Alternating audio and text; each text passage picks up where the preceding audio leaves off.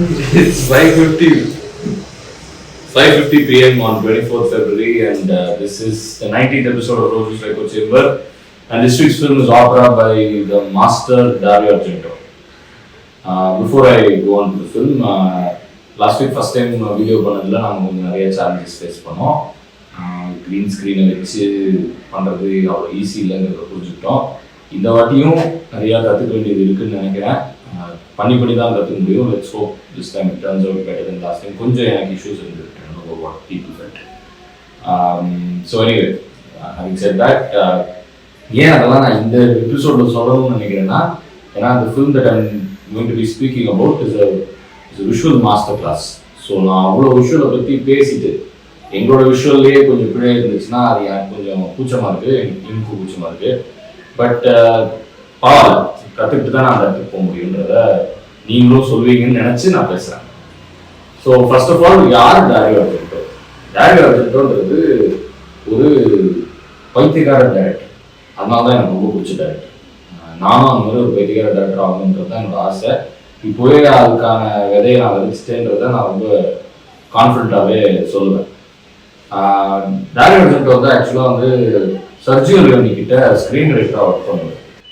நான் தான் ஸ்பெகட்டி வெஸ்டர்ன்ஸ்னு அதுக்கான அந்த வெஸ்டர்ன்ஸ்க்கு ஏன் பேர்னா, Italians were making those films. So it was all Italian group. பாதி பேர் நடிக்கிறவங்கலாம் இட்டாலியன்ஸு, பேசுகிற லாங்குவேஜ்லாம் இட்டாலியன், அவங்க ஸ்கிரிப்டெல்லாம் கூட இட்டாலியனில் தான் இருக்கும். ஸோ அதனால் அதில் ஒன் ஆஃப் த பீப்புளாக டாரியோ அர்ஜென்டோ இருந்தார். ஸோ ஒரு ஸ்க்ரீன் ரைட்டராக இருந்தவர் எப்படி இவ்வளோ விஷுவலி ஸ்டன்னிங் ஃபிலிம்ஸ் லேட்டராக எடுத்தாருங்கிறது ஒரு பெரிய மிஸ்ட்ரி தான். பட் அங்கே அவர் கற்றுக்கிட்ட அந்த knowledge of writing விட, I would like to think that what he picked up on was the mastery of tension, which was later something that he attributed to Hitchcock. I'll talk about all of this, but generally இங்கேருந்து ஆரம்பிச்சவர் ஜியாலோ அப்படிங்கிற ஜான்ராவுக்கான தலை சிறந்த இயக்குனராக மாறிட்டார். ஜியாலோனா என்ன? ஜியாலோனா இட்டாலியனில் எல்லோன்னு அர்த்தம். So முதல்ல ஜியாலோவோட ஆரம்ப கட்டம் எங்கன்னா, அது வந்து எல்லோ கலரில் பிரிண்ட் பண்ண மிஸ்ட்ரி நாவல்ஸ்லேருந்து வருது. ஸோ 1930s 40s நினைக்கிறேன், if I'm not wrong, 50s, somewhere between 40s and 50s, it's not 30s. So 1950s mystery novels were printed in yellow color. அந்த எல்லோ கலரில் பிரிண்ட் பண்ண ஆகாத கிறிஸ்டி நாவலோ 2-3 வேறு ரைட்டர்ஸோட novels எல்லாமே வந்துட்டு ஜியாலோன்னு அழைக்கப்பட்டது. ஸோ அந்த ஜியாலோ நாவல்ஸை தழுவி எடுத்த படங்கள் தான் ஜியாலோ படங்கள். ஸோ அந்த ஜியாலோ படங்களோட first entry that the world considers in the history of giallo is இதுதான் முதல் ஜியாலோ படம் அப்படிங்கிறது வந்து girl who knew too much. நம்ம எல்லாரும் கேள்விப்பட்டிருக்கோம் ஹிட்ச்காக் படம் man who knew too much. அதுலேருந்து இன்ஃப்ளூயன்ஸ் ஆகி கேர்ள் ஹூ நியூ டூ மச்னு மாரியோ பாவா எடுத்தார். மாரியோ பாவாவும் சாதாரண டைரக்டர் கிடையாது. Black Sabbath, blood and black lace, bay of blood, அந்த மாதிரி நிறையா. ஸோ மாரியோ பாவா வந்து ஒரு சினிமாட்டோகிராஃபர். அவர் வந்துட்டு சினிமாட்டோகிராஃபராக இருந்துக்கிட்டு he became a director. So he was the first person to explore the visual splendor of Giallo, which was then perfected and taken to the next level by Argento.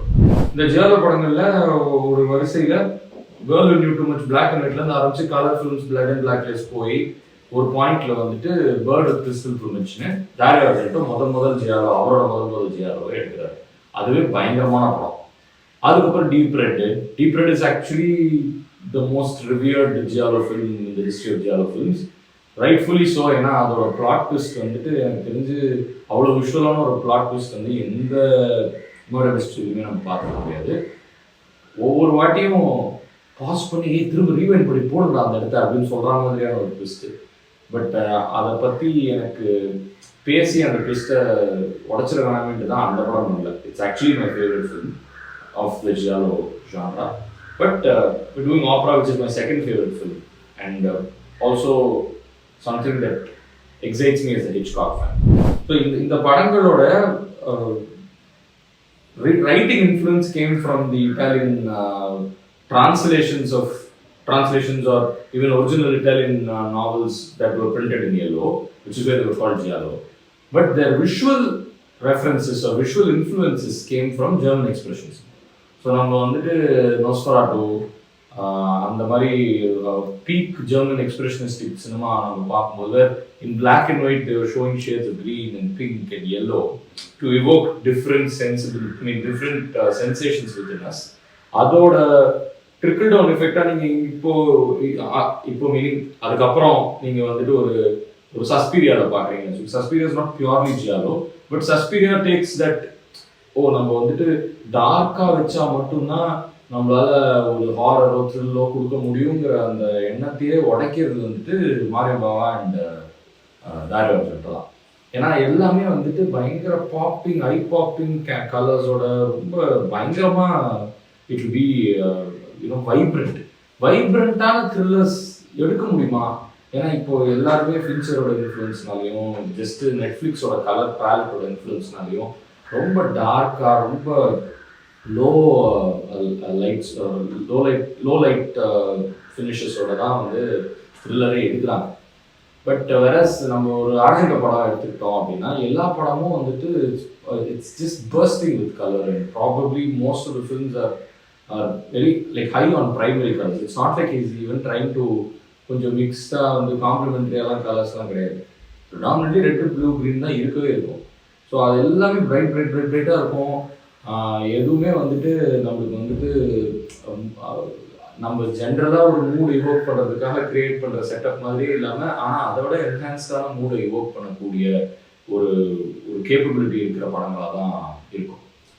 So அதனால தான் வந்துட்டு this genre renders itself to a lot of மக்காப்னா நம்ம வந்து மெலோட்ராமேட்டிக்கான ஒரு ஹைட்டட் sense of reality சொல்லுவாங்க. அந்த ஹைட்டட் சென்ஸ் ஆஃப் ரியாலிட்டி வந்துட்டு அந்த விஷுவல்ஸில் இருக்கும். ஸோ அந்த ஹைட்டட் sense of reality can also be described as operatic. So நம்ம இந்த படங்கள் இந்த ஜியாலோ ஜான்ராவில் பார்க்குற படங்கள் எல்லாமே ஒரு ஆப்பராவாக நம்ம பார்த்தோம்னு வச்சுக்கோங்க. ஆப்பரா எப்படிப்பட்ட ஒரு ஃபார்ம்னா எதுவுமே வந்துட்டு உண்மையிலேருந்து தழுவின விஷயமாவே இருக்காது. அவங்க எல்லாமே ஹைட்டண்டாக தான் பண்ணுவாங்க. அவங்களோட ஆக்டிங்லேருந்து சிங்கிங்லேருந்து செட் டிசைன்ஸ்லேருந்து everything is just bold and it's like it's a very painterly quality. Painterly குவாலிட்டினா என்ன? பெயிண்டர்லி குவாலிட்டினா வந்துட்டு நம்ம ஒரு வேங்கோவோட பெயிண்டிங்கை பார்க்குறோம் அப்படின்னா வேங்கோவோட பெயிண்டிங்கில் வந்து உண்மை இருக்கா, அவர் வந்துட்டு ரெப்ரசன்ட் பண்ணுற இமேஜஸில் உண்மை இருக்கா அப்படின்னா இருக்குது. எதில் உண்மை இருக்குன்னா உணர்வுகளில் தான் உண்மை இருக்குது. ஸோ அந்த பெயிண்டர்லி குவாலிட்டின்னு நான் சொல்கிறது வந்துட்டு வேங்கோட ப்ரஷ் ஸ்ட்ரோக்குங்கிறது நம்மளுக்கு வாழ்க்கை பூரா மறக்காத ஒரு ப்ரஷ் ஸ்ட்ரோக். நம்ம வந்துட்டு ஸ்டாரி நைட் பார்க்குறோம் அப்படின்னா ஸ்டாரி நைட்டில் நான் இப்போ கூட வேங்கோ அந்த எக்ஸிபிஷன் போகும்போது நான் வந்து ஸ்டெலிங் ஷாலினி எப்படி யோசிச்சான் இந்த மாதிரி நம்ம வந்துட்டு சன்ஃப்ளவர்ஸை நம்ம வந்துட்டு இப்படி ரெப்ரசென்ட் பண்ண முடியும், நம்ம ப்ரஷ்ஷை வந்துட்டு அழுத்தலாம், அது இம்பாஸ்டோ, அது whatever you can theoretically name it whatever you want, but it's an instinctive choice that the painter is making that the world is not ready for yet, or world will only know by அது வந்து வேங்கோட style, அது வந்துட்டு இவனோட style, இவரோட style, இந்த இவங்களோட style அப்படின்ற மாதிரி it will be known as his own idiosyncrasy இல்லை. ஸோ அந்த மாதிரியான இந்த ஜான்ராக்குள்ளேயே நீங்கள் விஷுவல் இடியோசின்க்ரசிஸை ஒரு ஃப்ளரிஷோட ஒரு பெயிண்டர்லி டச்சோட you can put forth. And that's why I think the giallo genre is very specifically interesting for me. Because you can see that writing எல்லாம் தாண்டி அவங்களோட மூட் கிரியேஷன்ல இருக்கிற uniqueness is something I've always been in awe of. So like I mentioned earlier, all the films that have come inside this genre are operatic. So what better setting than an opera itself for a film of this genre to happen. ஆப்பராவோட கதை என்ன? ஆப்பராவோட கதை வந்து எல்லா ஜியாலோ படங்களோட கதை தான். எல்லா giallo படங்களையும் ஒரு punch of very gruesome murders நடக்கும். அந்த க்ரூசம் மர்டர்ஸை வந்துட்டு more often then not first மர்டரை அந்த ப்ரொட்டாகனிஸ்ட் விட்னஸ் பண்ணிடுவாங்க. அந்த ப்ரொட்டாகனிஸ்ட் வந்து ஜென்ரலி ஒரு fish out of water. Fish out of வாட்டர்னா இப்போ நீங்கள் டீப் ரெட் எக்ஸாம்பிளாக எடுத்துக்கிட்டிங்கன்னா டீப் ரெட்டில் வந்துட்டு அவன் வந்து ஒரு I think is American composer who's come to Rome if I'm not wrong. So அங்கே வந்து அவன் முதல் மர்டரை விட்னஸ் பண்ணதுனால அங்கேருந்து கிளம்ப முடியாமல் ஒரு கட்டாயத்தில் அங்கேயே இருந்து அந்த கட்டாயத்தை மீறி அதுக்கப்புறம் அந்த மர்டரை நான் தான் சால்வ் பண்ணுவேன்னு அவனே எடுத்துக்கிட்டு ஒரு சூடோ டிடெக்டிவ், ஒரு சூடோ ஸ்லூத் அப்படின்னு மாறி அந்த ஃபுல் விஷயத்தை கண்டுபிடிச்சு முடிக்கிறாரா இல்லையாங்கிறது தான் அந்த கதை. அதே கதை தான் இதுலேயும். பட் இதில் கொஞ்சம் செல்ஃப் அவேராக சில விஷயங்கள் இந்த படத்தில் நடக்கும். என்னன்னா, the protagonist is a female who's playing Lady Macbeth in an opera adaptation of Macbeth, and அந்த adaptation is very very neo. அதில் வந்துட்டு crows are there, guns are there, so it's a very different sort of I felt like Argento saying that நான் இப்படிதான் எடுப்பேன் அப்படின்ற மாதிரி. So அது வந்துட்டு இந்த படத்துக்குமே ரொம்ப ஒரு ஸ்டைலிஸ்டிக்காக நம்மளை வந்துட்டு it makes us settle down with the film very easily. So அந்த பொண்ணை வந்துட்டு ஒரு கொலை மட்டும் விட்னஸ் பண்ண மாட்டாங்க, அவங்க எல்லா கொலையும் விட்னஸ் பண்ணுவாங்க. அதுதான் இந்த படத்தில் வந்து வித்தியாசம் compared to other giallo films. And இதில் என்னன்னா, by this time Argento had already gained fame or notoriety as one of the most violent depictors of on-screen deaths. So அதனால் அவரோட படங்களை எல்லாருமே வந்து கொஞ்சம் கிரிட்டிசைஸ் பண்ண ஆரம்பிச்சிட்டாங்க. இவங்க படங்களில் வந்துட்டு அதே எஸ்பெஷலி பொம்பளைங்க சாகிறது வந்துட்டு ரொம்ப வலி ஜாஸ்தியாக இருக்குது, ரொம்ப பார்க்கவே கொடூரமாக இருக்குது, எப்படிப்பட்ட ஆள் நீங்கள் அப்படின்ற மாதிரியான ஒரு சின்ன கருத்து வேறுபாடு நடந்துட்டு இருந்துச்சு. ஸோ அதனால் இந்த படத்தில் கில்லர் என்ன பண்ணுவான், அந்த ப்ரொட்டாகனிஸ்ட்டை கூப்பிட்டு கட்டி வச்சு 3-4 பின்னு வந்துட்டு செலோடேப் போட்டு கண்ணில் வச்சுருவோம். கண்ணில் வச்சு நீ கண்ணை மூடினா உன் கண்ணு கிழிஞ்சிரும். ஸோ நீ கண்ணை திறந்து வச்சுக்கிட்டு இந்த எல்லா மர்டரையும் பார்க்கணும். இதுதான் பிளாட். நீ சொல்கிற டீட்டெயிலு, எவன் கொலை பண்ணுறான், எதுக்காக கொலை பண்ணுறான், இதெல்லாம் பாயிண்ட்லெஸ். அண்ட் அந்த பாயிண்ட்லெஸ்னஸ்ல இப்போ நம்ம ஊர் கலாச்சாரத்தை எடுத்துக்கோங்களேன். ஒரு Indian film cannot work without plot. நமக்கு வந்துட்டு கதை எங்கே ஆரம்பிக்குது, எங்கே போகுது, அது எதனால நடக்குது, யாரால் நடக்குது, இந்த மாதிரி நம்மளோட எபிக்ஸ்லேருந்து நம்மளோட ஜென்ரலாக நம்ம வந்து ஒருத்தரை தெரிஞ்சுக்கிற விதத்துலேருந்து எல்லாமே வந்துட்டு பிளாட் ரிலேட்டடாக தான் இருக்கும். ஸோ பிளாட் ஓரியன்டாக இருக்கிற நமக்கு இது ரொம்ப அவையாக தான் இருக்கும். என்ன அந்த வார்னிங் நான் give you that fair warning. Of course by the way, நீங்க அந்த கதையை பற்றி பேச போகிறது, இந்த படத்தை பற்றி பேச போகிறது எல்லாமே வந்துட்டு ஸ்பாய்லர் ஃப்ரீ கிடையாது, ஸ்பாய்லர் ஃபில்டு.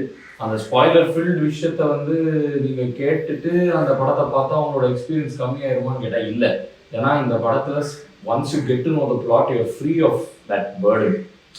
ஸோ அந்த பேர்டன் இல்லாமல் நீங்கள் இந்த படத்தை வந்து நான் எவ்வளோ வாட்டி ரீவாட்ச் பண்ணியிருக்கேன் தெரியுமா அந்த படத்தை. ஏன்னா எனக்கு அதுக்கு மேலே கதையை ஃபாலோ பண்ணவே தேவையில்லை, நான் சினிமா மட்டும் ஃபாலோ பண்ணிட்டு இருக்கேன். என்ன வித்தியாசம் இருக்குது சினிமாவுக்கும் கதைக்கு, அதை சொல்கிறதுக்கு தான் இந்த படத்தையும் நான் எடுத்தேன். ஸோ இப்போ நம்ம வந்துட்டு நான் சொன்ன மாதிரி நம்ம கலாச்சாரத்தில் கதை தான் முதன்மைப்படுது, அதுக்கப்புறம் தான் ஃபார்ம். பட் வேற இந்த படம் வந்து ஃபார்ம் தான் ஃபஸ்ட்டு. ஸோ ஆர்ஜென்டோவோட படங்கள், giallo in general, but specifically ஆர்ஜென்டோவோட படங்கள் are all closer to nightmares and dreams. The cinematic language itself is closer to dreams, அதுதான் அடிப்படை.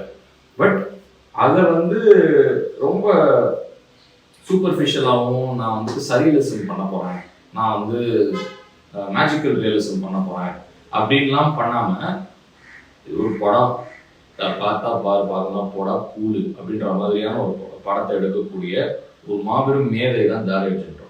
ஸோ அவர் என்ன பண்ணுவார், he doesn't set you up for a realistic film at all. அவர் முதலேருந்தே அது மாதிரி ஒரு, நீங்கள் சஸ்பீரியெல்லாம் பார்த்தீங்கன்னா you clearly know somebody at the peak of his powers. அவர் வந்து ஒரு ஆப்பரா கம்போஸ் பண்ணுற மாதிரி கம்போஸ் பண்ணிகிட்டே இருக்காரு. அது என்ன ஆரியாவில் போயிட்டு இருக்கு, என்னையா நீ என்னமோ பண்ணிருக்கே, அந்த மாதிரி நம்ம அதை வியந்து பார்த்தா தான் அந்த படத்தை நம்மளால நம்பவே முடியும். நான் முன்னாடி சொன்ன மாதிரி இந்த பெயிண்டர் ஈக்வாலிட்டி அதெல்லாம் நான் சொன்னதில்ல. The realism doesn't come from the plot or the characters or the way the story unfolds, whatever. It comes from the emotion, and the emotion is all the same. அதுதான் comedy. இப்போ இமோஷன்னா வந்துட்டு அந்த character வந்துட்டு ஏதோ கற்றுக்கிட்டு ஏதோ உள்ளுணர்வு மாறுது, அந்த உணர்வுலேருந்து எனக்கு ஒரு உணர்வு வருதுலாம் கிடையாது, எல்லாமே ஒரே உணர்வு தான். திகில், பயம், பெர்வர்ஷன், ஒரு 4-5 ப்ராட் கேட்டகரிஸ் ஆஃப் இமோஷன்ஸ் தான் எல்லா ஜியாலோ படமும் எல்லா ஆர்ஜென்டோ படமும். ஸோ அந்த 4-5 கேட்டகரியை மட்டுமே வெவ்வேறு கோணங்கள்லேருந்து நமக்குள்ளேருந்து அதை உருவிட்டே இருக்காது. இட்ஸ் அதை பார்த்து நம்ம மொத்தத்தையும் கேட்டுக்கிட்டு நம்ம எந்த வேலையும் செய்யாமல் ஒரு படத்தை பார்த்து முடிச்சுட்டு போகிறதுக்கும் இந்த படம் ஏதோ நமக்குள்ளே ஏதோ பண்ணி நமக்குள்ளேருந்து ஏதோ நமக்கே நம்ம கொடுத்துட்டோம்ல, அந்த மாதிரி வெகு சில படங்கள் தான் இருக்கு. அதில் ஆப்பராவும் ஒன்று. ஸோ ஆப்பராவில் நீ உன் கண்ணை மூட முடியாது, நீ கண்ணை திறந்து பார்த்து தான் ஆகுங்கிறது அவரோட வியூவர்ஸ்கிட்டயும் அவரோட கிரிட்டிக்ஸ்கிட்டையும் சொல்கிற ஒரு செல்ஃப் ரிஃப்ளெக்சிவான ஒரு லேயராக இருந்தாலும் அது நம்மளோட பர்வர்ஷனை குறிக்கிற விஷயம் தான். ஏன்னா டாலி எவ்வளோ படத்தில் எவ்வளோ பேர் ஆம்பளை பொம்பளைன்னு ஒரு பாரபட்சமே பார்க்காம வெட்டி சாய்ச்சிருக்கான், எவ்வளோ ரத்தம் தெரிச்சிருக்கு, அதெல்லாம் தெரிஞ்சும் திரும்ப அந்த ஆளுக்கு படம் பண்ண காசு கிடச்சிருக்கு, திரும்ப அந்த படத்தை போடுறதுக்கு ஒரு தேட்டர் கிடச்சிருக்கு, அந்த தேட்டர்லாம் ஆளு உட்காந்துருக்காங்க. அப்போ அது யாரை பற்றின பிரச்சனை, அது யாரை குறிக்குது, நம்மளதான் குறிக்குது. ஸோ அதுதான் ஆப்பராவோட அடித்தளம். That the person who is a voyeur, நம்ம ஓயரா நம்ம இந்த இந்த இந்த ஆக்ட்ல பார்ட்டிசிபேட் பண்றதுனால நம்மளும் அந்த அந்த கிரைமை கமிட் பண்ற ஆள் அளவுக்கு கம்ப்ளிசிட் அப்படின்றது தான் டேக் அவே ஃப்ரம் ஆப்பரா. நான் சும்மா சினிமாக்காரனையே நீ நல்லா ரெஸ்பான்சிபிளா படம் சொல்றதுல ஒரு அளவுக்கு உண்மை இருந்தாலும் அதே அளவுக்கு வெயிட் ஆடியன்ஸ் மேலே இருக்கு அப்படின்றது தான் ஆப்பராவோட என்னோட டேக். பட் அதை மீறி இது ஒரு பயங்கர மஜாவான படம், செம்ம மஜாவான படம். ஏன்னா லைக் ஆல் ஜியாலோ ஃபிலிம்ஸ் எப்படா கொலை நடக்க போகுதுன்னு தான் நம்ம காத்துட்டு இருக்கோம், எப்படி கொலை நடக்க போகுதுன்னு தான் நம்ம காத்துட்டு இருக்கோம். நாட் ஏன்னா அது கொலை நடந்துடக்கூடாதுங்கிறது நமக்குள்ள இருக்கிற நல்லா நம்ம ஏமாத்துறது தான். த்ரில்லரோட அழகே ஏதோ கெடுதல் நடக்கணும்னு நமக்குள்ள இருக்கிற கெட்டவனை நம்ம அரவணைச்சு மடியில் உட்கார வச்சு பார்க்கறது தான் என்னை பொறுத்த வரைக்கும். எனக்கெல்லாம் ஸ்க்ரீனில் வைலன்ஸ் நடக்கும், நான் கை தட்டி சிரிச்சிட்டு இருக்கேன். ஏன்னா அது ஒரிஜினல் வைலன்ஸ் கிடையாது. நான் பைத்தியம் மாதிரி சிரிக்கிறத பார்த்து நிறைய பேர் எனக்கு ஏதோ நான் ரொம்ப வைலண்டான ஆள் நினச்சிருக்காங்க. நிஜ வாழ்க்கையில் நான் ஆக்சுவலாக இந்த ஊசி படம் போட்டுருக்கேன். ஆனால் ஸ்க்ரீனில் ரத்தம் தெரிக்க வைலன்ஸ் பார்க்கும்போது எனக்கு அவ்வளோ சந்தோஷமா இருக்கும். ஏன்னா I know it's not real, it is nearly a film அப்படின்றது எனக்கு தெரியும். அங்கதான் I am good as a viewer. I hope everybody else can come to that state of being good cinema. Of course, all this comes with disclaimers. There are films that are being made with extreme political agenda, which I won't mention itself. In the current regime, which are not meant to be supported as films. You can't use the argument of freedom of speech for those films. But ஒரு ஆர்ஜென்டோ படத்தை நான் use பண்ணேன். ஏன்னா ஆர்ஜென்டோட படங்களுக்குள்ள இருக்கிற craft ரொம்ப high. அந்த craft இந்த பாலிடிக்ஸ்குள்ள அடங்காததுனால அந்த கிராஃப்டை விடவே மாட்டேன். ஸோ அதுவும் இன்னொரு காரணம் இந்த படத்தை இப்போ இந்த ஜங்ஷன்ல எடுத்து பேசுறது. ஸோ ஆப்ரா உள்ள அப்போ என்னதான் ஹைலைட் அப்படின்னா எனக்கு தெரிஞ்சு ஒரு 5 கொலையோ 4 கொலையோ நடக்கும். பட் நான் இன்னைக்கு ஸ்பெசிஃபிக்காக பேச போகிறது ஒரு 10 நிமிஷம் தான். அந்த படத்துக்குள்ள நடக்கிற ஒரு 10 நிமிஷத்தை பற்றி நான் பேச போகிறேன். யூடியூப்ல இந்த படம் இங்கிலீஷ் வெர்ஷன் அவைலபிளாக இருக்கு. அந்த டைம் ஸ்டாம்ப் வச்சே நான் சொல்றேன். 1 hour 3 minutes 29 secondsலேருந்து 1 hour 13 minutes 29 secondsக்குள்ள இந்த 10 நிமிஷத்துக்குள்ள நடக்கிற சினிமா தான் எனக்கு ரொம்ப வியப்பை ஏற்படுத்துச்சு முதல் வாட்டி இந்த படத்தை நான் பார்க்கும்போது. ஸோ ஆப்ராவில் அவங்க பை தட் டைம் ஒரு 2 கொலையை பார்த்துருப்பாங்க. அந்த ப்ரொட்டாகனிஸ்ட்டு அவங்களுக்கு மைண்டுக்குள்ளே என்னமோ நடக்குது, ஒவ்வொரு வாட்டியும் இந்த கொலைகாரன் கிட்ட வரும்போதுங்கிற மாதிரி இருக்கும். அது she won't understand whether it's a nightmare or reality or whatever. அந்த மாதிரி ஒரு சின்ன ஆசோலேஷன் will be there within her mind. So அப்போ வீட்டுக்குள்ள ஒரு போலீஸ்காரன் இருக்கான், அவங்கள பார்த்துக்கிட்டு இருக்காங்க. அதே சமயத்தில் அவங்களோட அந்த ஆப்பரா டைரக்டரோட அசிஸ்டண்டா அந்த மாதிரி ஏதோ கேரக்டர் தான். இதெல்லாம் முக்கியமே இல்லை. நீங்கள் எந்த கேரக்டர்ல ஏதோ ஒரு பொண்ணு வரும், அந்த பொண்ணு சாக போகுது அப்படின்றது தான் அடிப்படை. ஸோ அந்த பொண்ணு மேலே வரும். அந்த பொண்ணு மேலே வரும்போது ஃபர்ஸ்ட் அந்த சீன் எங்கே ஆரம்பிக்குன்னா பெல் அடிக்குது. பெல் அடிச்சா முகம் தெரியாத ஒரு போலீஸ்காரன் ஹாலில் வந்து தம்படிச்சுட்டு இருக்கான். அவன் கேட்குறான், உன்னை யாராவது பார்க்க வருவாங்களா? வராங்க, எனக்கு நான் தான் எக்ஸ்பெக்டிங் சம்படி. நான் போய் அதில் ஓப்பன் பண்ணணும், பி கேர்ஃபுல், செக் பண்ணு யாருன்ட்டு அப்படின்றான். ஸோ அங்கேயே நம்மளை கொஞ்சம் ஆல்ரெடி நம்ம 2 கொலையை பார்த்துட்டு தான் இந்த சீக்வன்ஸுக்கு வரோம். ஸோ அந்த இடத்துல நம்மளுக்கு ஒரு செகண்ட் ஐயோ ஏதோ நடக்க போகுதுன்றது ஏற்கனவே இந்த படத்தோட முடியும். கதையில் போயிட்டு ஃபோன் எடுத்துட்டு நீதான மாதிரி நீ காலத்தால் தான் அந்த லேடி வரும். ஸோ இது உள்ள வந்த உடனே it's important to know the framing. He frames them thirds. நம்ம வந்துட்டு ஓவர் ஷோல்டரில் தேர்ட்ஸ் ஃப்ரேம் பண்ணுறோம்னா நம்மளோட எந்த சைடு நம்ம வந்து நெகட்டிவ் ஸ்பேஸ் விடுறோங்கிறது ரொம்ப முக்கியம். ஸோ எனக்கு பின்னாடி நெகட்டிவ் ஸ்பேஸ் கொடுத்து நான் ஃப்ரண்ட் தேர்ட்ஸில் ஃப்ரேம் பண்ணுறேன், சென்டரில் ஃப்ரேம் பண்ணுறேன் அப்படின்னா especially within tension building sequence like this நம்ம ஆல்ரெடி யாரோ பின்னாடி வர போகிறாங்க, பின்னாடி எதுவும் நடக்க போகுதுங்கிற ஒரு த்ரெட்டனிங் ஃபீலிங் நம்மளுக்கு இருந்துகிட்டே இருக்கும். So the less we know within the frame the more paranoid we are. So how you can create ஒரு sense of mood by sheer framing starts from there. ஒரு கான்வர்சேஷன் போகும் ரெண்டு பேருக்கு. இந்த கான்வர்சேஷன் போகும்போது ஜஸ்ட் இங்க ஒரு கட்டு இங்க ஒரு கட்டு, இங்க ஒரு கட்டு இங்க ஒரு கட்டு, இங்க ஒரு கட்டு இங்க ஒரு கட்டு. ஆனா அந்த அந்த கான்வர்சேஷனோட நேச்சர்னால, அந்த ஃப்ரேமிங்கோட நேச்சர்னால நமக்கு வந்து ஒரு சின்ன பேரனாயா ஆரம்பிக்குது. இது கொஞ்சம் நிறைய காட்டுறாரு.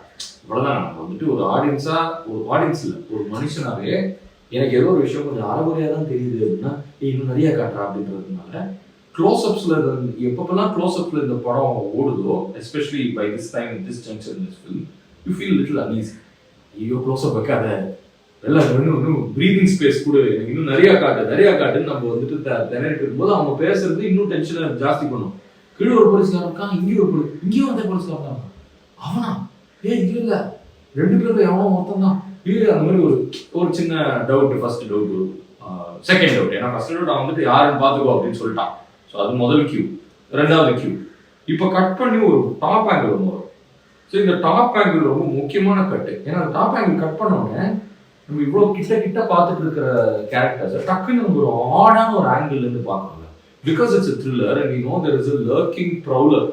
ஒரு கொலகாரன் ஒருத்தன் இருக்கான் அப்படின்றதுனால கேரக்டர்ஸ் பார்க்க முடியாத ஒரு வியூல நம்ம வந்துட்டு அந்த ஃப்ரேமை ப்ரெசென்ட் பண்ணாலே அவனோட ப்ரெசன்ஸை நம்ம ஃபீல் பண்ணுவோம். அது டைரக்டர் பெர்ஸ்பெக்டிவ் தான். மேலே எந்த கேரக்டரும் போய் ஏறி நின்றுலாம் பார்க்க போகிறது இல்லை. பட் அவன் ஆல்ரெடி இந்த த்ரில்லர் உலகம், ஒரு மர்டர் மிஸ்ட்ரி உலகத்துக்குள்ள ஒரு கில்லர்ன்றவன் என்னைக்குமே கடவுள் தான். ஸோ நம்ம ஒரு அப்ஸ்கியூர் ஆங்கிள்லேருந்து எதை கேரக்டர்ஸை காட்டினாலும் அங்கே இருக்கான் அவன் அப்படின்ற ஒரு சின்ன பயத்தை உண்டு பண்ணும். இது ஹாரரில் ஒத்து வராது. ஏன்னா ஹாரரில் வந்துட்டு எல்லாமே வந்துட்டு சூப்பர் நேச்சுரல்ன்றதுனால இட்ஸ் லிட்டில் போரிங். ஸோ அங்கே மேலே இருந்து ஷார்ட் வச்சா அங்கே பேய் இருக்குன்னு நினச்சி நம்மளோட சஸ்பென்ஸ் அங்கேயே கட் ஆகிடும்.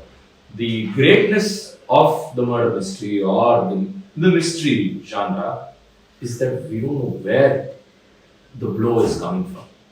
எங்கேருந்து கொலை நடக்க போகுதுன்னே தெரியாது.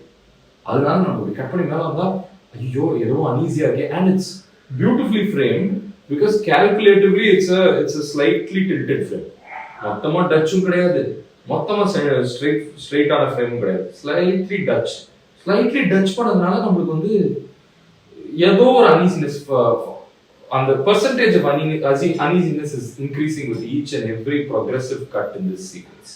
அங்கிருந்து நடந்து வருவாங்க, அந்த ஹால்வே நடந்து வந்தா போலீஸ்காரன் இருக்க மாட்டான். இப்பதான் இப்போ நம்மளுக்கு என்ன தோணுனா, ஐயோ அவன் முகமே நம்ம பார்க்கலையே, இது வரைக்கும் அவன் முகத்தை பார்க்காம இருந்தது நம்மளுக்கு பெரிய பிரச்சனையா இருக்கு. ஏன்னா அவன் கன்சர்ன்டா பேசிட்டு இருந்தான், ஒரு போலீஸ்காரனா தம் அடிப்பான், அவன் உட்காந்துட்டு இருக்கான் அப்படின்ற மாதிரி நம்ம நம்பிட்டு இருந்தோம். டக்குனு அவன் முகத்தை பார்க்கலன்னு ஐயோ நவ் தி மிஸ்ட்ரி என்ஹான்சஸ். நம்மளுக்கும் தெரியாது அவன் யாருன்னு, அவன் என்னடா ஐயோ அவன் தப்பானவனா இருந்தா என்ன பண்றதுன்ற ஒரு பயம். ரெண்டு கேரக்டர் மாதிரி எந்த விதமான பிளாட்டும் நம்மளுக்கு எஸ்டாப்ளிஷ் பண்ணாம மியர்லி த்ரூ விஷுவல் நம்மளோட mystery is becoming more and more and more and more and more. So அங்க அவனோட தம் வந்து ஆஸ்திரேலியா இருக்கும். ஃபோன் பண்ணி சொல்லிடு, எவன் இப்போ போலீஸ்காரனே தெரியல, கீழே இருக்கணும் மேலே இருக்கணும், ஃபோன் பண்ணு அப்படின்னா ஃபோன் அங்கே இருக்கு அப்படிப்பாங்க. சோஃபா கீழே ஃபோன் இருக்கும். பயமா இருக்கேன் அவன் எங்கேயாவது ஒழிஞ்சிட்டு இருந்தானா எவ்வளோ சப்பையான விஷயம் இல்லை. ஃபியரை வந்துட்டு நம்மளுக்கு எது என்ஹான்ஸ் பண்ணுதுன்னா, நம்ம வந்து பார்க்கும்போது ஃபர்ஸ்ட் அந்த ஏரியாவை இப்படி வைடாக பார்த்துட்டு அதுக்கப்புறம் அந்த ஃபோனை பார்க்கும்போது ஒரு crash zoom. So it's literally how the audience will take it in along with how the other character who's just walked into the house will take it in. That information that the phone is there. So நம்மளுக்கு வந்துட்டு அந்த பயத்தை வந்துட்டு இன்னும் நல்லா ஆணித்தனமாக மண்டையில் ஏற்றிடுவாங்க. ஏற்றிட்டு இந்த இடத்துல ஒரு டக்குன்னு ஒரு 1 செகண்ட் ஒரு ஃப்ளாஷ் பேக் இருக்கும். என்னன்னா பவர் கட் ஆகிடும். எவன் அப்போ வயரை கட் பண்ணால் அது ஷார்ட் ஆகி புகை வரும். புகை வந்த உடனே அந்த புகையிலிருந்து மேட்ச் கட் பண்ணா இந்த ஆஸ்ட்ரேல மேல இருக்கிற புகை இருக்கும். It's one of the greatest match cuts I've ever experience. ஏன்னா அந்த இருக்கிற பயம் லைக் விஷுவலி இங்க எவனொருத்த கட் பண்ணிட்டான், எவன் கட் பண்ணிட்டான் அப்படின்னா சைக்கலாஜிக்கலி இந்த புகையை விட்டு போனவன் தான் கட் பண்ணிட்டான் அப்படின்ற மாதிரி நம்மளுக்கு தோண வைக்கும். அட்லீஸ்ட் எனக்கு அப்படிதான் தோணுச்சு. ஸோ நம்மளுக்கு வீட்டுக்குள்ள எவனோ இருக்கான், அவன் இந்த இதெல்லாம் கட் பண்றான். அந்த கட் பண்ணதும் யாரோ நிஜமே கட் பண்ணிருக்காங்களா இல்ல அதுவே ஷார்ட் ஆயிடுச்சா, அந்த அளவுக்கு கூட நம்மளுக்கு ஸ்டே இருக்காது அந்த ஷார்ட்ல. ஸோ பயம் என்ஹான்ஸ் ஆகுது. ஐயோ எவனோ இருக்கான் வீட்டுக்குள்ள, நம்ம எப்படியா தப்பிக்கணும்னு சொல்லிட்டு 2 பேரும் கிடுகிடுன்னு ஓடி உள்ள போய் அதே காரிடாருக்கு, எந்த காரிடாரை தாண்டி போனாங்களோ அந்த காரிடாரை திரும்ப they'll walk back into it and take ஒரு ஐ திங்க் அந்த ரூம்குள்ள போவாங்க if I'm not wrong. இந்த இடத்துல இன்ட்ரெஸ்டிங் சாய்ஸ் என்னன்னா, இது வரைக்கும் நம்ம வந்துட்டு when the whole house is lit pre power cut we would have never seen the neon lights of the hoardings that are coming into the house. Neon meaning green lights, actually neon கிடையாது. But அந்த வெளியில இருக்கிற light வந்துட்டு மெதுவா flash ஆயிட்டு இருக்கும். அது பச்சை கலர்ல உள்ள வரும், பச்சை அண்ட் பர்பிள், எனக்கு எக்ஸாக்டா ஞாபகம் இல்லை. But that is the point where I where I mentioned earlier, the painterly quality. டக்குன்னு ஒரு ஸ்ட்ரோக் ஆஃப் ஒரு விஷுவல் வைப்ரன்ஸ். நம்ம எப்படி யோசிப்போம், இதுக்கு முன்னாடி கண்டினியூட்டியில அங்க லைட் வச்சிருக்கணும், அங்க லைட் வச்சிருந்தாதான் அந்த லைட் இங்க சோர்ஸ் நம்ம காட்டியிருந்தாதான் இப்போ அது வருதுனால நம்மளுக்கு வந்துட்டு ஒரு பாக்குறவன் வந்துட்டு கண்டினியூட்டி மிஸ்டேக் கண்டுபிடிக்காம இருக்கணும். அதெல்லாம் தேவையே கிடையாது. கனவுல ஏது கண்டினியூட்டி? அதுதான் ஆர்ஜென்டோட ஆர்குமெண்ட்டே. ஸோ இந்த ஃபீலிங் என்ஹான்ஸ் ஆகணும்னா அந்த இடத்துல கண்டினியூட்டியை மீறி ஒரு லைட் சோர்ஸ் உள்ள வரணும். அது வரும், அது வந்த உடனே அது மட்டும்தான் லைட் சோர்ஸ். அதுக்கு முன்னாடி நம்மளுக்கு அந்த கிரீனை வந்துட்டு இதுதான் வந்துட்டு I am still trying to decipher whether அவ்வளோ யோசிச்சு பண்ணியிருக்காரா. He is capable, which is அந்த கிரீன் உள்ள லைட் விழுறதுக்கு முன்னாடி இந்த பக்கம் அந்த ஹால்வேல ஆப்போசிட் ஆக்சஸ்ல ஷூட் பண்ணும்போது அந்த விண்டோல கிரீன் ஸ்டெயின்ஸ் இருக்கும். அந்த கிரீனை நம்ம பார்த்த உடனே அது வரைக்கும் அந்த சைடு நம்ம பார்த்துக்க மாட்டோம். அதர் ஆக்சஸ்ல இருந்தா ஷூட் பண்ணிட்டு இருப்பாங்க, இல்ல டாப் ஆங்கிள் இருந்து ஷூட் பண்ணுவாங்க. ஸோ இப்படி கட் பண்ணி இந்த பக்கம் வச்ச உடனே அந்த கிரீனை பார்த்தோன்னே அந்த கிரீன் நம்ம ஹோல்ட் பண்றோம். இந்த பக்கம் போகும்போது உள்ள கிரீன் விழுந்துச்சுன்னா நம்ம அந்த கிரீனுக்கு யூஸ்ட் அப் ஆயிடுறோம். So psychologically we are entering the other realm of this space. So அதுல ட்ரீம்ஸ்கேப்ஸ்ல தான் நடக்கும். ஒரே இடத்த வேற இன்டர்பிரிட்டேஷன் கொடுக்கறது, கண்டினியூட்டி பத்தி கவலைப்படாம, ரியலிசம் பத்தி கவலைப்படாம ட்ரீமியா ஷூட் பண்றது. ஸோ அந்த ட்ரீமி ஷூட்டிங்ல கால்குலேட்டிவ் நேச்சரும் இருக்கணும். அந்த கால்குலேட்டிவ் நேச்சர் தான் என்ன பொறுத்த வரைக்கும் இந்த கிரீன் வாஷ் ஒன்று கொடுத்துட்டு இங்க வந்தா கிரீன் அந்த உள்ள லைட் விடுற சோர்ஸ் விடுற பிட். அப்புறம் அவங்க உள்ள போயிடுவாங்க. உள்ள போயிட்டு again the space is a little wider now. அந்த ரூமே நம்ம ஃபுல்லா பார்க்க முடியுது. ஏன்னா அங்க டேஞ்சர் இல்லை. they are sure that there is no danger, or the filmmaker is also indicating that அங்க யாரும் இல்லடா, நீ கவலைப்படாத, உன்னை ஷாக்லாம் பண்ண மாட்டேன். அங்கதான் ஆர்ஜென்டோட genius, which is the same genius as Hitchcock is. நான் எல்லாத்தையும் சொல்லிடுவேன் உங்ககிட்ட, எல்லாத்தையும் சொல்லியுமே உன்னை நான் பயமுறுத்துவேன். அதான் என்னோட கெத்து, அதான் டென்ஷன். ஸோ இந்த இடத்துல நம்மளுக்கு வந்துட்டு விஷுவலி ஒரு கொஞ்சம் மிட் ஷாட்டா காட்டும் போது நம்ம எல்லாத்தையும் அந்த ரூமையே பார்க்க முடியுது. அப்படிங்கும்போது நம்மளுக்கு பயம் இருக்காது. போயிட்டு அவங்க கத்தி எடுத்துப்பாங்க, முன்னாடி நடந்து வருவாங்க. அப்போ ஃபோன் அடிக்கும். ஃபோன் அடிச்ச உடனே அந்த இன்டர்காம் அடிக்கும். எவனோ ஒருத்தன் நடந்து வர சத்தம் கேட்கும். உங்க கீ ஹோல் வழியா பார்ப்பாங்க. நான் நடந்து வர சத்தம் கேட்கும்போது this is something he always does, especially in this film, which is the rhythm of the foot steps. வந்துட்டு தூரத்துல இருக்கும்போது ஆர் ஸ்லோலி லர்க்கிங்கா இருக்கும்போது டக் டக் டக் டக் டக் அப்படின்னு மெதுவா ஆடியோவை பில்ட் பண்ணிட்டு டக்குன்னு விஷுவல் ஃபோன் எடுக்கிற மாதிரி வந்துடும். ஸோ இது என்ன சொல்ல வரேன்னா, தூரத்துல இருந்து ஒருத்த மெதுவா நடந்து வந்துகிட்டு இருக்கான்ட்டு நம்ம ஆடிட்டரியா அவனை இங்க பிளேஸ் பண்ணி வச்சு கேட்டுட்டு இருக்கும்போது விஷுவல் இங்க இருக்கும். ஸோ அந்த திடீர் அந்த ஜம்ப் ஸ்கேர் வந்து it's very refine jump scare. It's not just சும்மா சம்படி பாப்பிங் அப் கிடையாது. இதுக்கு முன்னாடி இன்னொரு கில்லிங் சீன்ல கூட ஐ திங்க் ஃபர்ஸ்ட் இந்த ப்ரொட்டாகனிஸ்ட கட்டி போடும்போது யாரோ நடந்து வராங்கன்னு அவங்களுக்கு கேட்கற மாதிரி இருக்கும். அவங்க இப்படி திரும்பி நின்றுட்டு கேட்டுட்டே இருப்பாங்க, டக் டக் டக் அப்படின்னு நேர கை பிடிச்சிரும். ஸோ நம்மள வந்துட்டு ஆடியோ ஏமாத்தி வீடியோ நம்மள வீடியோல உண்மையை சொல்றாருன்றது தான் அதோட டேக்அவே. ஸோ அவன் போன் எடுத்துருவான். அந்த வீட்டுக்குள்ள இருந்த போலீஸ்காரன் எங்கேருந்து வந்தான்னு தெரியாது. இதெல்லாம் நம்ம ஊர்ல செஞ்சா அந்த போலீஸ்காரன் எங்க பாருன்னா எனக்கு தெரியணும்பா, அது தெரியாம அவன் எங்கேயோ ஒளிஞ்சிட்டு இருந்தான், அவன் ஏன் ஒளிஞ்சுக்கணும், அதுக்கு என்ன காரணம், அதெல்லாம் கிடையாது. அதெல்லாம் பாயிண்டே கிடையாது. Point is to thrill you, point is to make you feel like you are in danger inside the movie theatre. அதுக்கு லாஜிக் முக்கியமே கிடையாது, இம்பாக்ட் தான் முக்கியம். அவன் போன்ல யார்கிட்டயும் பேசுவான், அதை கீழே வர அப்படின்னு சொல்லிட்டு போனை வச்சு கீழே போயிடுவான். கீழே போனோடனே இவங்க 2 பேரும் வெளில வருவாங்க. வெளில வந்தா இப்போ ஆக்சுவலா அந்த கிரீனோட இன்டென்சிட்டி ஜாஸ்தி ஆயிடும்.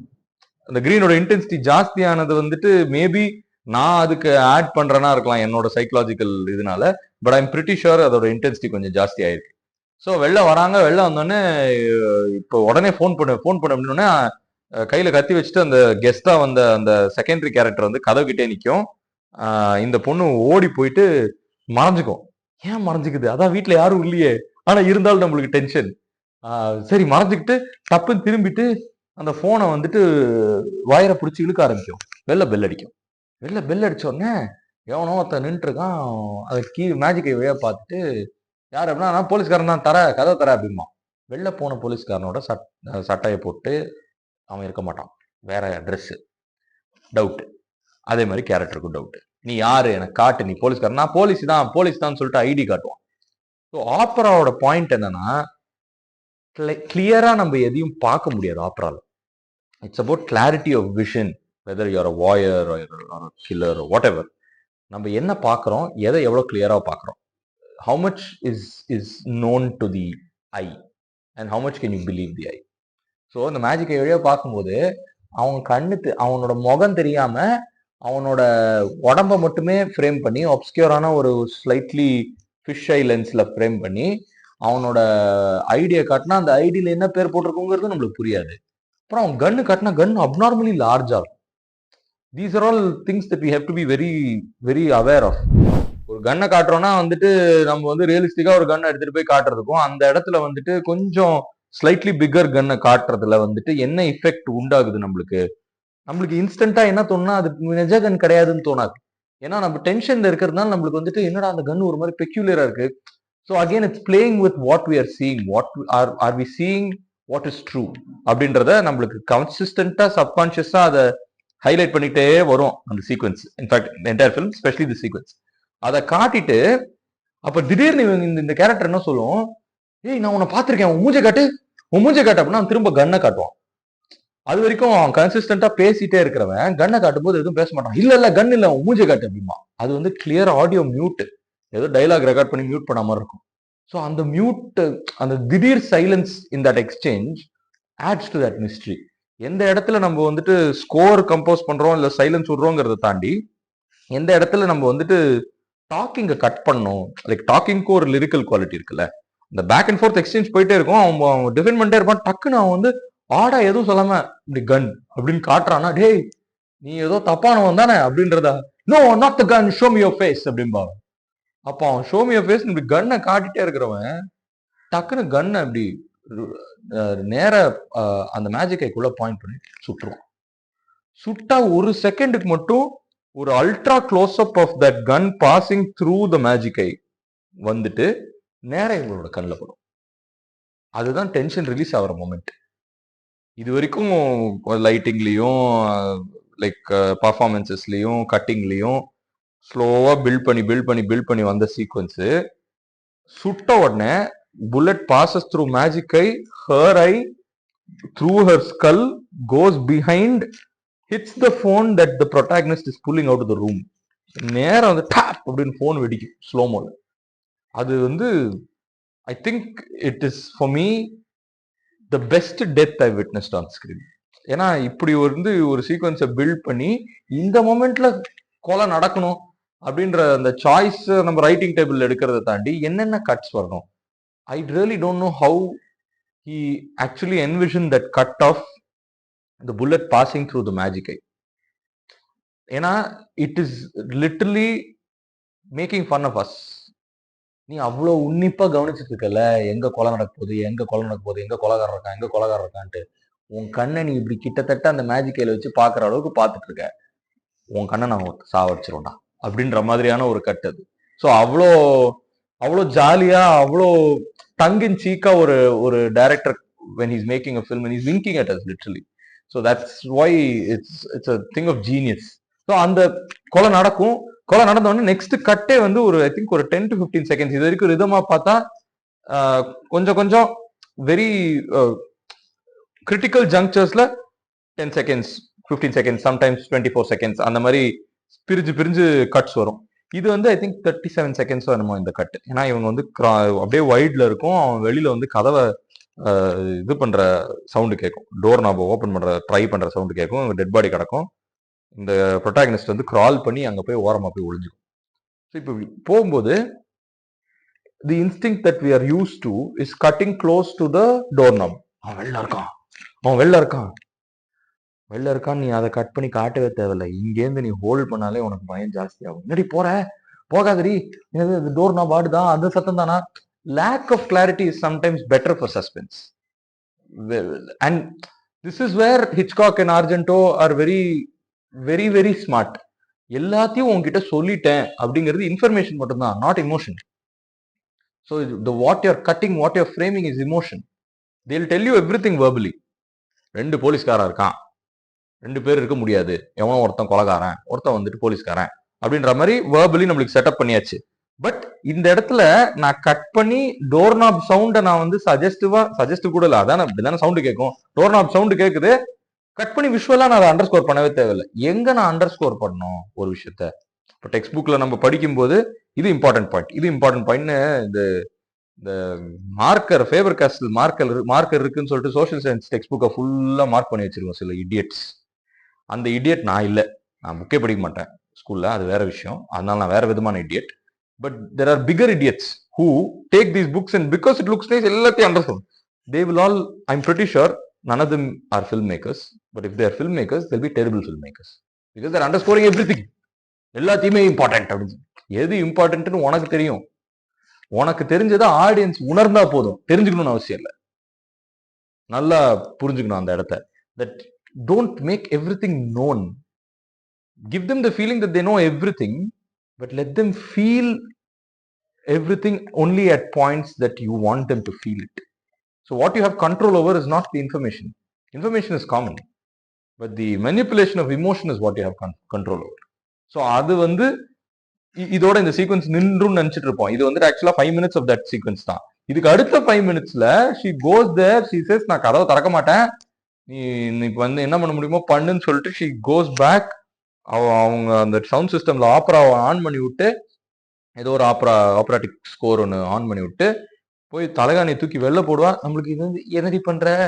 So now the less she speaks, obviously there's no other character to interact with, but anyway the less she tells us and less நம்மளுக்கு வந்து ஷுவரா என்ன நடக்குதுன்னு தெரியாம இருக்கதான் இதுக்கு மேல டென்ஷன். ஸோ அவ வந்துட்டு எல்லாத்தையும் அந்த தலைகாணி தூக்கி போட்டு கீழே போய் பொத்துன்னு சத்தம் கேட்கும், அவனை ஏமாத்த பாக்குறான்னு நினைச்சிட்டு இருப்போம், அவன் எப்படி உள்ள வரானே காட்ட மாட்டாங்க. ஸோ அவன் போயிட்டு கர்டன் பின்னாடி கத்தி வச்சுட்டு இப்படி ஒளிஞ்சிட்டு இருப்பா. அந்த கர்டன் பின்னாடி கத்தி வச்சு ஒளிஞ்சிட்டு இருக்கிற கட்டே எப்படி வரும்னா, லர்க்கிங்கா கேமரா இப்படி ஸ்லோவா மூவ் பண்ணும், டக்குன்னு அவ கத்தி வச்சுட்டு இப்படி வெளில எட்டி பாப்பா. நிக்கிறது அவளா ஃபர்ஸ்ட் கத்தி தான் வரும், அப்பதான் வருவா. ஒரு மைக்ரோ செகண்டுக்கு யாரு இது அப்படின்ட்டு நம்மளே பயப்படுவோம் அவளை பார்த்து. அங்க அவர் பார்த்துட்டு இருக்கும்போது இவ்வளவு வச்சு அந்த பயத்தை நம்மளுக்கு எஸ்டாப்ளிஷ் பண்றாங்களா. இவ பாயிண்ட் ஆஃப் வியூல கட் பண்ணா ஹால்வே தெரியும், ஹால்வேல எவனோ டப்புன்னு ஓடிப்போம், யாரா அவன் அப்படின்ற ஒரு சின்ன ஒரு பயம். அந்த லேக் ஆஃப் ஷூரிட்டிலேயே இருப்போம். அவன் மெதுவா வெளில வருவா, வெளில வந்து இப்படி நிற்பா, டக்குனு எவனோ ஓடி வருவான், ஓடி வந்து குத்த வருவான், அப்படி இப்படி பிடிச்சிருவான். அவன் பிடிச்சா அவனை ஏற்கனவே யாரோ கத்திரிக்கோல் வச்சு குத்திருப்பாங்க. அது யாருன்னா உள்ள தம் அடிச்சுட்டு உட்காந்துட்டு இருந்த போலீஸ்காரன். அவன் கீழே விழுந்துருவான், திறந்து பார்த்தா ஐயோ போலீஸ்காரன் அப்படின்பாங்க. ஐயோ போலீஸ்காரன் சொல்லிட்டு இப்படி மேல பார்த்தா இங்க கில்லர் இருப்பான். எப்படி உள்ள வந்தான், எப்போ உள்ள வந்தான் யாருக்கும் தெரியாது, தேவையும் இல்லை. நம்மளோட இமோஷன் என்ன, இங்க வந்தா இவன் செத்துட்டான்னு தெரிஞ்சுட்டா அடுத்த இமோஷன் கொலகாரம் உள்ள இருக்காங்கிறது கன்ஃபார்ம். கொலகாரம் உள்ள இருக்காங்கிறது கன்ஃபார்ம் போது அவன் காத்துல இருந்து வந்தானே, தண்ணில இருந்து வந்தானே, ஜன்னல்ல இருந்து வந்தானே, எங்க இருந்து வந்தானே, மேல எந்திரிச்சு பார்த்தா அவன் இருப்பான். அவன் இருந்தவொடனே அவனுக்கு வந்து இந்த opera is giving him some sort of some other emotion, some feeling, and he's not able to function normally. அந்த மாதிரிலாம் இருக்கும்போது அங்கேருந்து அவ ஓடி போய் உள்ள போய் நின்னா டக்குன்னு ஏசி வெண்ட்ல இருந்து கதவை திறக்கும். கதவை திறந்துட்டு ஒரு சின்ன பொண்ணு வா பெட்டி வா அப்படிங்கும். அது வந்து டச்சில் இருக்கும். டச்சில் இருக்கும்போது நம்மளுக்கு வந்து என்னது என்னடா ஃபேரி டெய்ல் மாதிரி ஏசி வெண்ட் திறக்குது, ஏதோ ஒரு சின்ன பொண்ணு வந்துட்டு இப்படி கையை இப்படி நீட்டுது. இதெல்லாம் எப்படா உண்மை? This is for the first time when I saw it, I was like, oh, her childhood self is reaching out to her and asking her to come அப்படின்னு நினைச்சேன். And he won't care about the exposition also. அவங்க 2 பேரும் அதுல அந்த AC இவெண்ட்ல தவழ்ந்துட்டு போயிட்டே இருப்பாங்க. தவழ்ந்துட்டு இருக்கும்போது அந்த பொண்ணு, நீ எங்க இப்படி வந்த? ஓ, நான் இங்கே தான் வந்து எங்க அப்பா அம்மா சண்டை போட்டா வந்துடுவேன், இதனால வருவேன் அப்படின்றதுலாம் வந்து ரொம்ப அன்னெசரியா, நம்மளுக்கு அன்னெசரிங்கிறதோட இன்ஃபர்மேஷன் முக்கியமே கிடையாது. தி importance is that it is so nightmarish and dream-like at the same time that we believe when something is done with that much conviction. And when he's doing it with so much conviction and intention, இது ஏன் touch பண்ணாரு? ஏன் டச்சில் அந்த குழந்தை கதவை திறந்துச்சு? டச்சில் திறந்த உடனே நம்மளுக்கு வந்து அது ட்ரீம்னு நம்ம பிலீவ் பண்றதுனால தான் அந்த குழந்தைய நம்ம முதல்ல கேள்வி கேட்க மாட்டேங்கிறோம். அது உள்ள போய் நடக்க ஆரம்பிச்சோன்னா என்னது நிஜமா அப்படிங்கும்போது அந்த குழந்தை வந்துட்டு எக்ஸ்போசிஷன் பண்ணும்போது கரெக்டா இருக்கு. ஸோ இந்த அளவுக்கு thought is being put in to create something so phantasmagorical. So ஃபேண்டஸ்மகோரியானா it's basically images that are so scary and so heightened in operatic sense of horror is basically the closest I can come to phantasmagoria. So on the phantasmagorical compositionsல அந்த ஒரு சென்சேஷனை நம்மளுக்கு கன்சிஸ்டண்டா ஒருத்தர் maintain பண்றதுனால தான் நம்ம எதையுமே கேள்வி கேட்காம லாஜிக்கை பத்திலாம் கவலைப்படாம we're in for the ride. It's like a thrilling ride. So இதை மிஸ் அண்டர்ஸ்டாண்ட் பண்ணிட்டு தான் நிறைய பேர் படம் எடுக்கிறாங்க, ஹாரரா இருக்கட்டும், த்ரில்லரா இருக்கட்டும். So this, my greatest grouse is that from the Giallo genre, slasher films were born. So slasher films that are world over renowned are a subgenre of the subgenre of Giallo. And they made a mockery of it. எனக்கு அந்த படங்கள் சுத்தமா பிடிக்காது. ஏன்னா அவங்க வந்துட்டு வெறும் அந்த அங்க போன் இருக்கு, எனக்கு பயமா இருக்கு, நான் போக மாட்டேன், தேவையில்லாம போயிட்டு பயந்துகிட்டு மறைஞ்சிட்டு இப்படி வெளில வர அந்த ஷாட்லாம் இருக்குல்ல, அதெல்லாம் வந்து interspersed with other greatness make sense. But அதை மட்டுமே பண்ணிட்டு இருக்கிறது, வைலண்டா கொலை பண்றது வித்தவுட் எனி பாயிண்ட். இதுலயும் பாயிண்ட்னா பாயிண்ட் ஃபார் த மர்டர்ஸ் இருக்காது, but without any sensibility behind it பண்றது தான் ரொம்ப வருத்தமா இருக்கும். Just slasher for slasher sake. And I find it very sad that the great Dario Argento is also, put into that same category of, அவர் யாரு, அவர் ஒரு slasher film maker தானே? இல்லை, அவர் ஒரு ஜீனியஸ், அவர் ஒரு போயட். அவர் ஒரு poet who likes murdering people on screen, sometimes, more often than not sometimes, more often than not, very very beautiful women. So now how is he similar to Hitchcock? So I think by now you would have understood that Hitchcock is also somebody who builds tension by giving you the idea that he's giving you all the information and then making you feel things that you wouldn't have even understood or fathomed that you would feel with that information. So அந்த வகையில ஆப்ரா வந்துட்டு ஒரு bigger tribute to Hitchcock தான். ஏன்னா கிளைமேக்ஸ்லாம் வந்துட்டு உங்களுக்கு பேர்ட்ஸ்ல இருந்த the way he Hitchcock handled birds வந்துட்டு இதுல க்ரோஸை வச்சு பண்ணியிருப்பாரு. டைலம் ஃபார் மர்டர்ல வர அந்த கத்திரிக்கோல் வச்சு வர கொலை, அந்த மேட்டர்ல எல்லாமே வரும். ஸோ ஆர்ஜென்டோ எவ்வளோ பெரிய ஹிச்காக் ஃபேன், ஆர்ஜென்டோ எவ்வளோ கத்துக்கிட்டு இருக்காரு அவர்கிட்டேருந்து அப்படிங்கிறது நானே இவ்வளோ உணர்றேன்னா, நான் எனக்கு வந்து வாழ்க்கையில ஒரு வாட்டி நான் ஆர்ஜென்டோ பார்த்தேன்னா ஹிச்காக்கை பத்தி ஒரு 4 வார்த்தை பேசுங்களேன் அப்படின்னு தான் நான் கேட்பேன். ஏன்னா அதுதான் எனக்கு தெரிஞ்சு அந்த ஆளை புரிஞ்சுக்கக்கூடிய மிகப்பெரிய வழின்னு எனக்கு தோணுது. And he's also from the spaghetti western setup where spaghetti westerns really loved building montage. So montage building தெரிஞ்சாதான் இந்த ஜான்ராவே நம்ம ப்ராக்டிஸ் பண்ண முடியும். And Hitchcock is the greatest cheat because he makes you feel like he's making dramas that are very verbose, but he's not. அது வந்துட்டு அங்கதான் வந்து Hitchcock படங்களால வந்துட்டு மெயின் ஸ்ட்ரீமா ஏன் சக்சஸ்ஃபுல்லா இருக்க முடிஞ்சதுன்னா, they were consistently endings and characters that we could actually relate to at some level, and he kept the realism as realistic as possible, believable as possible. But அவர் வந்து விசரலா தான் படம் எடுத்துட்டு இருக்காருங்கிறது வேர்டிகோ பார்த்தா, வேர்டிகோல தான் அவர் நல்ல ட்ரிப் ஆயிருப்பாரு, நான் விசரலா படம் எடுக்க போறேன் அப்படின்ட்டு. பட் ஆக்சுவலா அவரோட எல்லா படங்களுமே விசரலான படங்கள் தான். அதை வந்து ஒரு நல்ல பிகினிங் மிட்ல நின்று இருக்கிறதுனால நம்ம வந்து கொஸ்டின் பண்ணாம பார்த்துட்டு இருக்கோம். அதுதான் டீப் ரெடோட வெற்றியும். டீப் ரெட்லயும் பிகினிங் மிட்ல நின்று நல்லா இருக்கும். அதனால அவருக்குள்ள அதுக்குள்ள போற அந்த நைட் மேரிஷ் டோன்ஸ் எல்லாமே சக்சஸ்ஃபுல்லா நம்மளுக்கு கொஸ்டின் பண்ணாம பாஸ் ஆன் ஆயிடும். But opera is actually a greater achievement, though just because of that one twist in deep red scores higher. So it's very interesting that two people who are making at the outset very different films, like Argento and Hitchcock. Hitchcock made films that gave us good catharsis. We went home happy. We went home like we had a fulfilling experience. Whereas Argento made films that were a little unsettling. He wasn't giving us endings that we could take home, or rather, those were endings that we could take home but not sleep on. Like நம்மளுக்கு வந்து ஐயோ என்னடா அது அன்செட்லிங்காவே இருக்கே அப்படின்ட்டு. ஆனா ரெண்டு பேரும் பயன்படுத்தின மொழி ஒரே மொழி தான், which is tension. The language of cinematic tension is what binds them together, and the same cinematic tension is what brings forth the genius of who I think is the greatest filmmaker alive today, is Bong Joon-ho. So இவங்க எல்லாருமே cinematic டென்ஷனோட of shoots தான். நீங்க parasite உள்ளயுமே வந்துட்டு அவர் ஜான்ராவை shift பண்றதுக்கான அவ்வளோ அந்த gear shifting ஈஸியா பண்றாரு அப்படின்னா, he's clearly understood how to work tension, how to bend and break tension in ways that nobody has seen. And I really hope that just explaining these 10 minutes of opera, first of all, made sense. Second of all, inspires you to go in search of Mario Bava, more Giallo, Argento, other slasher films that I may have missed and should probably see and enjoy. More Bong Joon-ho, more Hitchcock, more and more and more and more and more of cinema. And long live cinematic tension. That's my greatest takeaway from this episode. I hope to meet you with another great film next week. Thank you.